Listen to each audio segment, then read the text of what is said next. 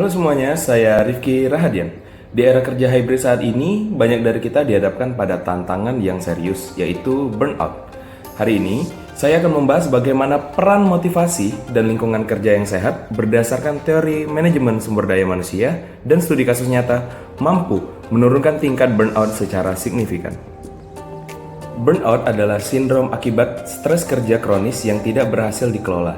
Dalam survei Gallup tahun 2023, 3 dari 4 karyawan melaporkan mengalami burnout.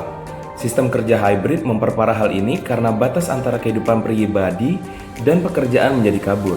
Komunikasi tidak optimal dan rasa terisolasi semakin meningkat.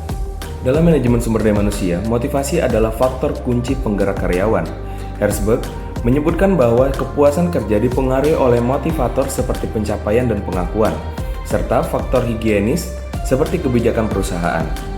Maslow menguraikan kebutuhan manusia dari dasar seperti fisiologis hingga aktualisasi diri. Lingkungan kerja harus mampu menjawab kebutuhan-kebutuhan ini.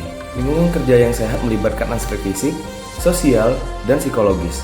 Dalam sistem hybrid, ini berarti menyediakan alat kerja yang memadai di rumah, saluran komunikasi yang efektif, dan kebijakan yang mendukung kesehatan mental. Kita ambil contoh Tokopedia. Tokopedia mengadopsi sistem kerja hybrid pasca pandemi. Namun, mereka melihat lonjakan kasus burnout. Mereka lalu mengimplementasikan strategi berbasis manajemen sumber daya manusia, yaitu menyediakan reward internal, memperkuat coaching, dan menerapkan cuti mental. Mereka juga memperkenalkan jam kerja fleksibel dan tools kolaboratif.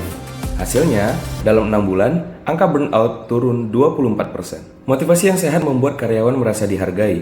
Dalam kerja hybrid, ini bisa melalui transparansi target dan apresiasi daring.